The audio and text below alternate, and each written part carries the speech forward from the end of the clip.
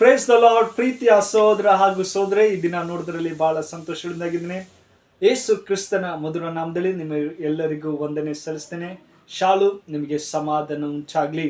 ಪ್ರೀತಿ ಹೃದಯ ಮಕ್ಕಳೇ, ಕಳೆದ ವಾರ ಎಲ್ಲ ಅದ್ಭುತವಾಗಿ ಕಾಪಾಡಿಕೊಡು. ಈ ನೂತನ ದಿನ ದೇವ್ರು ಕೊಟ್ಟಿದ್ದಕ್ಕಾಗಿ ದೇವ್ರ ನಾಮಕ್ಕೆ ಸ್ತೋತ್ರ ಸಲ್ಲಿಸೋಣ.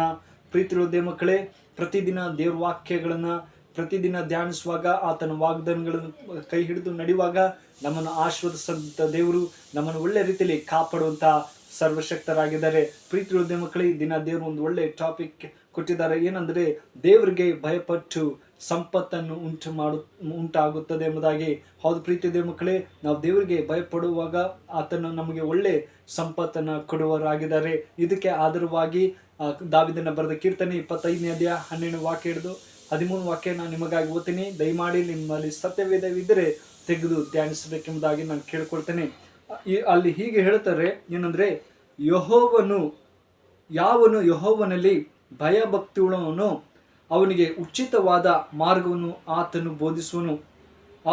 ಅವನು ಸುಖದಿಂದಲೇ ಇರುವನು, ಅವನ ಸಂತತಿಯವರು ದೇಶವನ್ನು ಅನುಭವಿಸರು.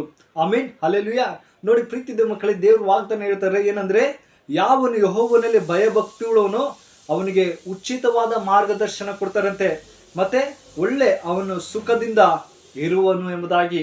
ಹೌದು ಪ್ರೀತಿದ ಮಕ್ಕಳೇ, ಸತ್ಯವೇದದಲ್ಲಿ ನೋಡುವುದಾದ್ರೆ ದೇವರು ಯಾವ ರೀತಿಲಿ ಆತನ ದೇವರು ದಾವಿದನ ಹೇಳ್ತಾ ಇದ್ದಾರೋ ಅದೇ ತರ ನಮಗೂ ಕೂಡ ನೀವು ಯಾವನು ಯೆಹೋವನಲ್ಲಿ ಭಯಭಕ್ತಿಯಿಂದ ಜೀವಿಸ್ತೀರೋ ನಿಮಗೆ ಸುಖವಾಗಿ ಕೊಡ್ತೀನಿ ಎಂಬುದಾಗಿ ಸತ್ಯವೇದ ಹೇಳ್ತದೆ.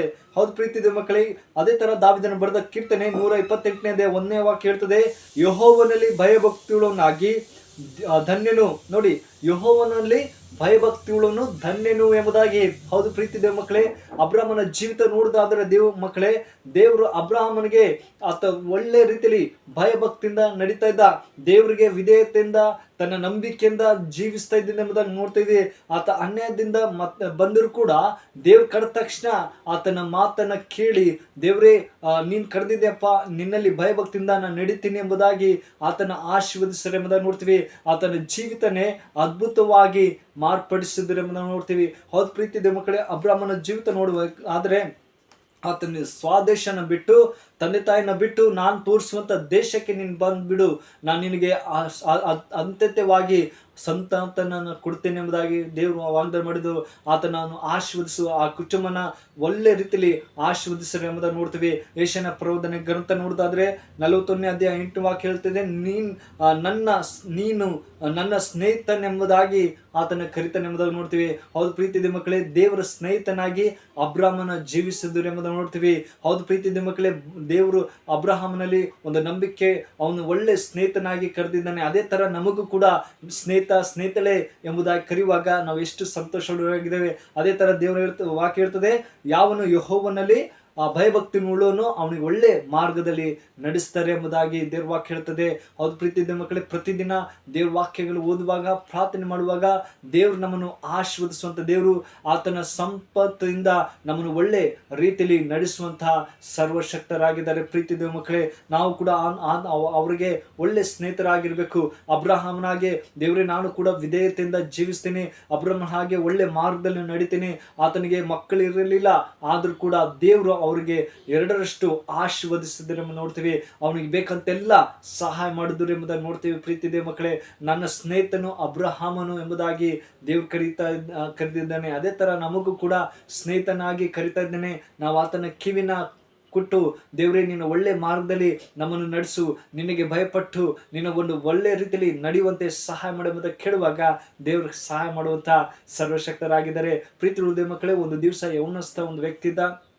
ಆತನ ಜೀವಿತ ನೋಡುವುದಾದ್ರೆ ಒಂದು ಕಂಪನಿಯಲ್ಲಿ ಕೆಲಸ ಮಾಡ್ತಾ ಇದ್ದಾನೆ.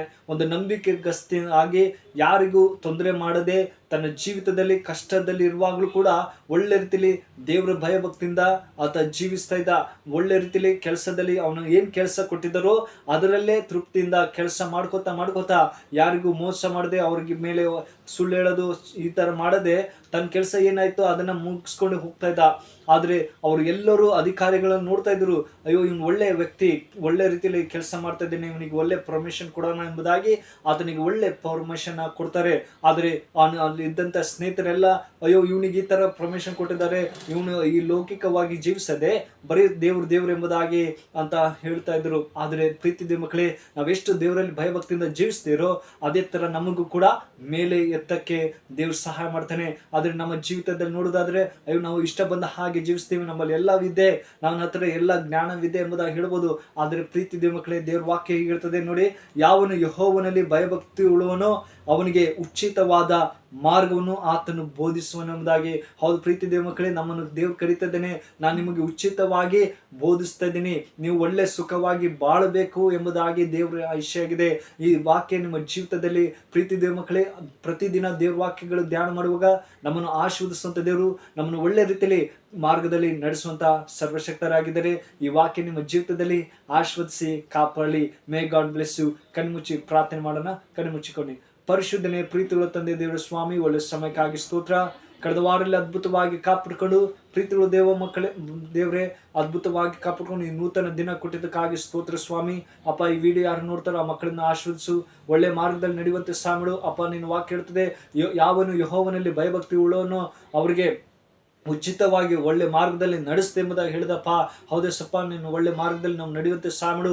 ಅಬ್ರಹಾಮನು ನಿಮ್ಮ ಸ್ನೇಹಿತನಾಗಿದ್ದರು, ಅದೇ ಥರ ನಾವು ಕೂಡ ನಿನ್ನಲ್ಲಿ ಸ್ನೇಹಿತರಾಗಿ ಜೀವಿಸುವಂತೆ ಸಾಮಿಡಪ್ಪ. ಈ ವಿಡಿಯೋ ಯಾರ ಮಕ್ಕಳು ನೋಡ್ತಾರೋ ಅವ್ರು ಪ್ರತಿಯೊಬ್ಬರನ್ನು ಆಶೀರ್ವದಿಸು, ಒಳ್ಳೆ ಆರೋಗ್ಯ ಭಾಗ್ಯ ಕೊಡು, ಅವ್ರು ಬೇಕಂತೆಲ್ಲ ಸಹಾಯ ಮಾಡಬೇಕೆಂದು ಈ ಚಿಕ್ಕ ಪ್ರಾರ್ಥನೆ ಕೇಳಿದಂತೆ ಯೇಸು ಕ್ರಿಸ್ತನಲ್ಲಿ ಬೇಡ್ತೇನೆ, ಜೋಡು ತಂದೆ. ಆಮೇನ್. ಮೇ ಗಾಡ್